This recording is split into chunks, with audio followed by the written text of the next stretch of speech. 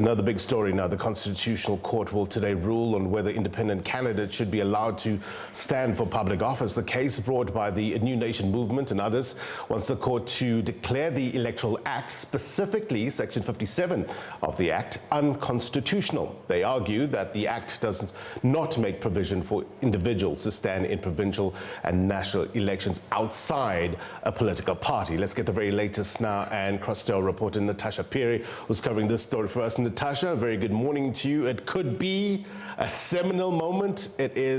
Could be an historic moment. Depends on which side the judgment goes. Tell us more.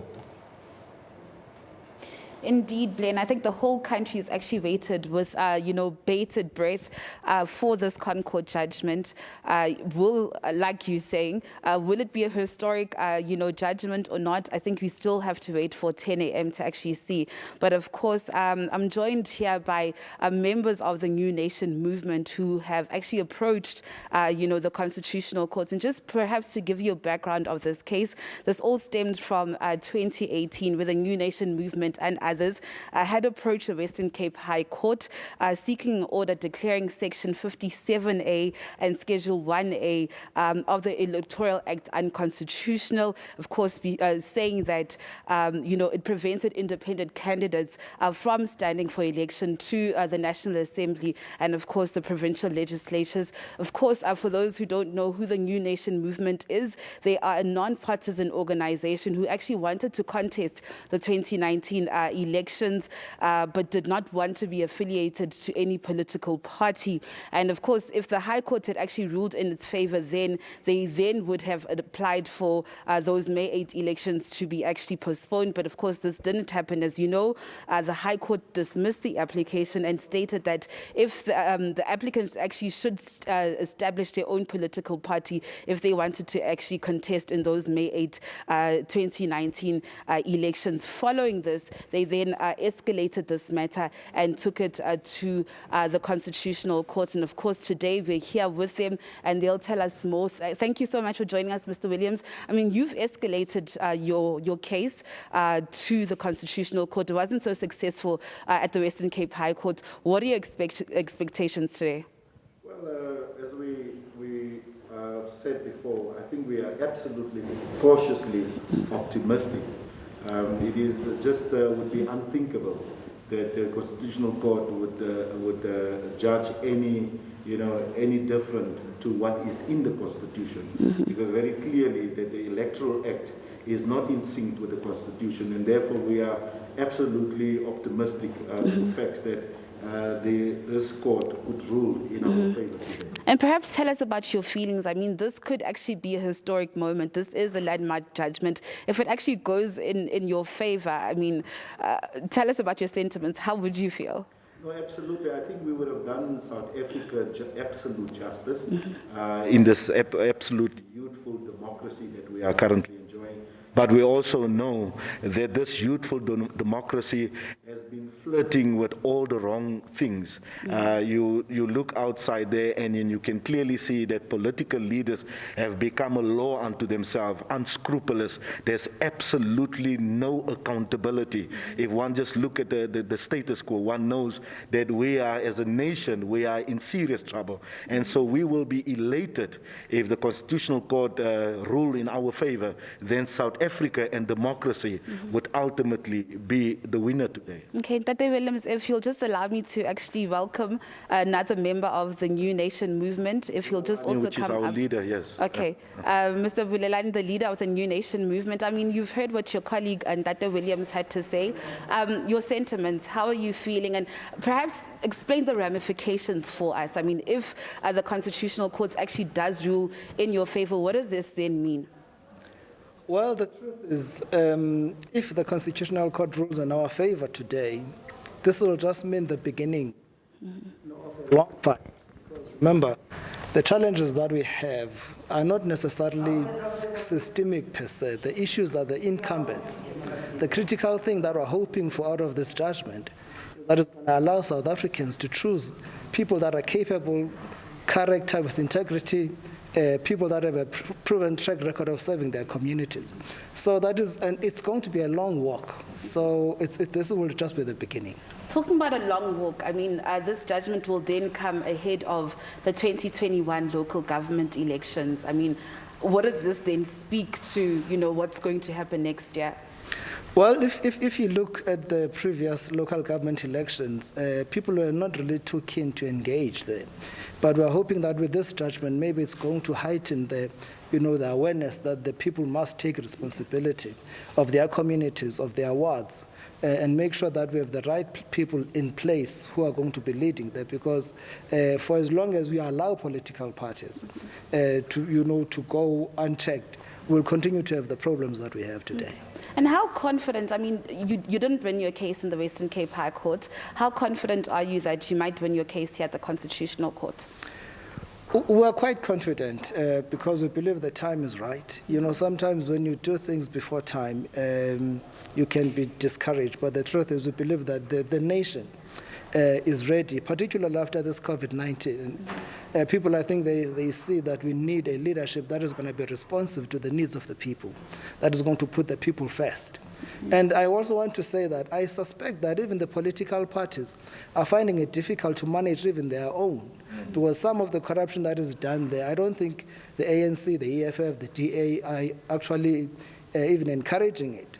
But those ward councillors and all those politicians are doing it out of greed. And we're hoping that maybe this judgment and this case will begin to turn the wheel, and the justice will be for the people, and it will be the winner. But how sure are you that an independent candidate, that South Africans don't even know of, will actually, do much more better than a political leader or somebody who's actually affiliated to a political party? Look, we are very aware that this case, even if we win it today, it's not a silver bullet in solving the challenges that we have. That is why we're putting so much emphasis on the incumbent. We're saying currently political parties are giving us people that we have to choose from. But we believe that with this case, South Africans, ordinary South Africans, who have been serving their communities will have the opportunity to go and serve those communities without being forced to become members of political parties or even starting political parties. Okay. And perhaps, for those who don't know who the New Nation movement is, I got to know of this organization last year because of, the cases that were brought to courts. But who is the New Nation movement? Why did this movement particularly then take, the respondents to court over this matter? Well, the New Nation movement is a group of ordinary citizens who were tired of diagnosing the challenges that the nation was going through. And we asked ourselves, what is it that we can contribute? Instead of blaming political parties and politicians, what are we as ordinary citizens doing? And it was from that base that we said, let's come together, let's see where we can contribute. So it's a group of ordinary people. That's why, the faces that you see here are not popular faces. Yes. And we're even hoping that with us being unknown entities, it's going to encourage other people that think they are of no consequence, that they can actually make a significant contribution in strengthening this democracy in this country. Okay, if I'll just also ask your colleague to also come forward. You've heard the sentiments from your colleagues here. Yes. How are you feeling? And just before that, if you could just also introduce yourself to our SABC viewers. Yes, my name is Ben Albert.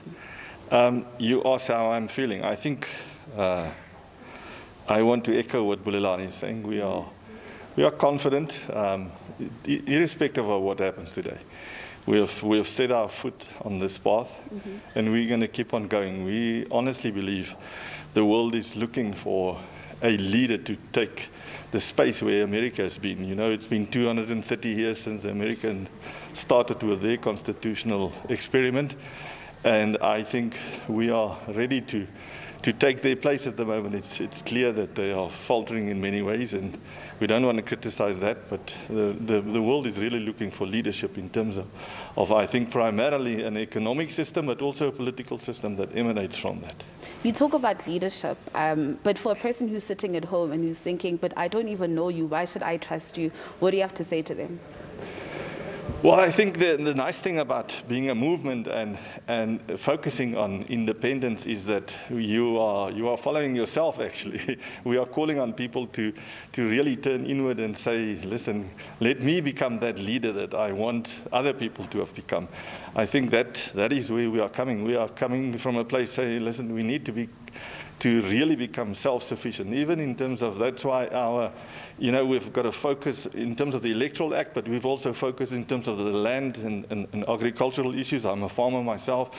We philosophically, that's where we are coming from. It's in terms of saying, let's forget to focus on why other people need to help us and say, let's start helping ourselves. Okay, and then just lastly from my side, I could see people are starting to trickle in, the courtroom. Yes.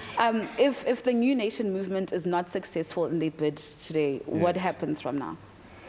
Like I said, we are just going to keep going. We have been traveling the country, the length and breadth, visiting people from the lowest level to the highest level, just spreading this message saying, listen, we need to become the South Africa we want. And so for us, it's just the beginning. Okay. Thank you so much. With that parting shot, leaders of the National New Movement saying that for them it's just the beginning. So I think we'll just have to wait for 10 a.m. to actually see what actually happens. But as of now, we could see people are starting to trickle into the courtroom. And of course, as you know, that only 20 people are actually allowed inside here. But of course, SABC viewers, do stay tuned for the latest proceedings as we keep you updated. As for me, Natasha Phiri, it's back to you in studio, Blaine. It's such an important story, Natasha. It will change the way we do things in South Africa in terms of the electoral system. So we will wait and see what the outcome there is. I mean, Natasha, thank you very much indeed. Listen, we're talking about Section 19.